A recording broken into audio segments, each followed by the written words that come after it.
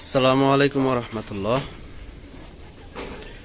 আপনাদের সামনে নতুন একটা ভিডিও নিয়ে চলে আসলাম। তো দেখতে পারতেছেন নতুন করে অনেক কিছুই করা হয়েছে। এখানে চারপাশ যা পর্দা দেওয়া হয়েছে যাতে বাতাস টাতাস ডাইরেক্ট এসে আমার মুরগির শরীরে হিট না করে।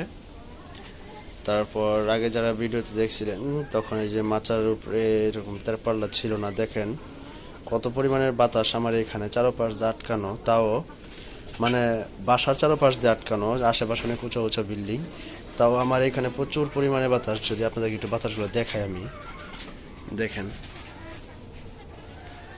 এত পরিমাণে বাতাস, গাছের পাতা পাতা সব লড়তেছে, প্রচুর বাতাস এখানে। তো অনেকে বলছেন ভাই আপনার ঘরে ওঠার সিঁড়ি কোথায়, এই যে দেখেন সিঁড়ি।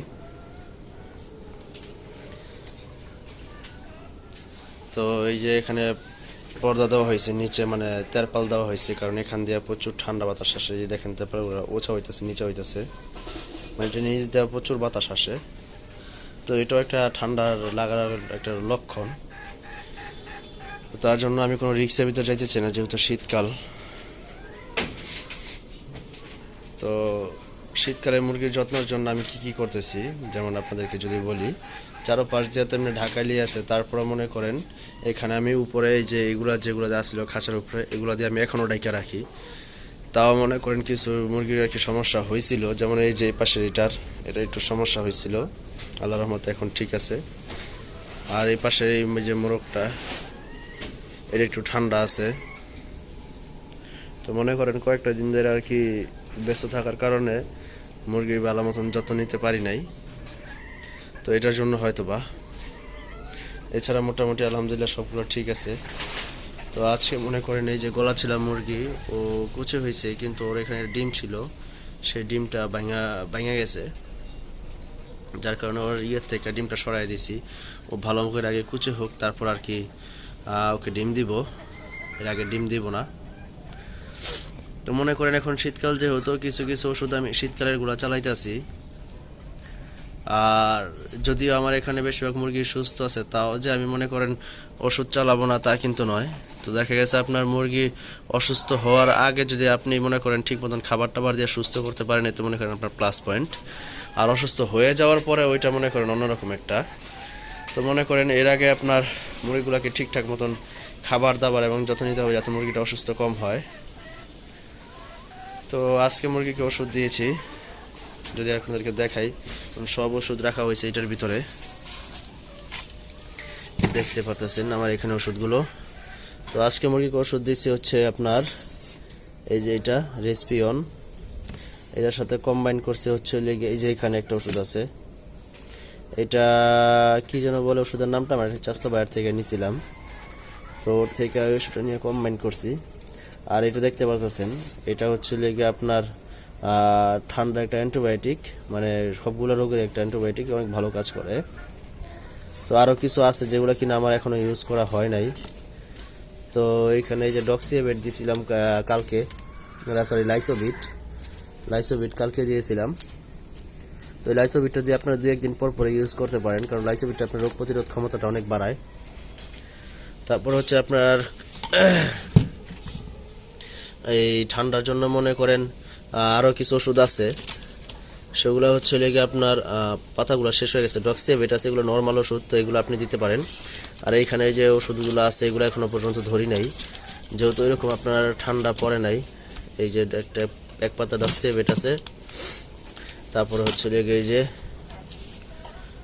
টার্বোনিট বেট, এইটাও ঠান্ডার নাকি ভালো কাজ করে, এখনো পর্যন্ত আমি ইউজ করি নাই, তো ইনশাল্লাহ ইউজ করব।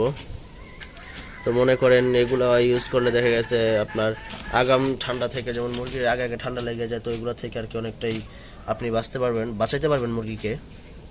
তো এই ওষুধগুলো ইউজ করতে হবে, মনে করেন 1-2 দিন পর পর এই সমস্ত ওষুধগুলো ইউজ করবেন, যাতে মুরগিগুলো সুস্থ থাকে। ঠিক আছে, ঠান্ডা লেগে গেলে তো লেগেই গেল।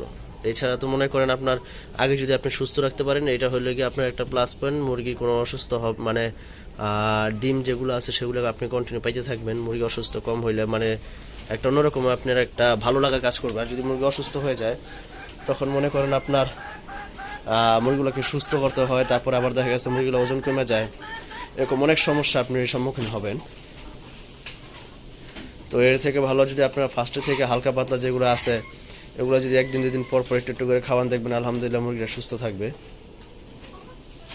আর আজকে সকালকার খাবার দেওয়া হয়েছে মনে করেন ভাত, তারপরে হচ্ছে লেগে আপনার ভুসি, এগুলা দেওয়া হয়েছে। আর এই যে এখানে পাতা আছে, এই পাতাগুলো এখন দেখবো আর কি মুরগিকে একটু করে।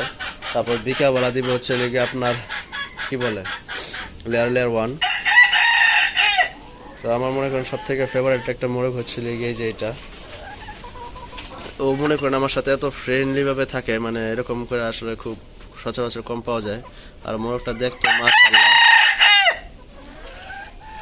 দেখতেই পারতেছেন।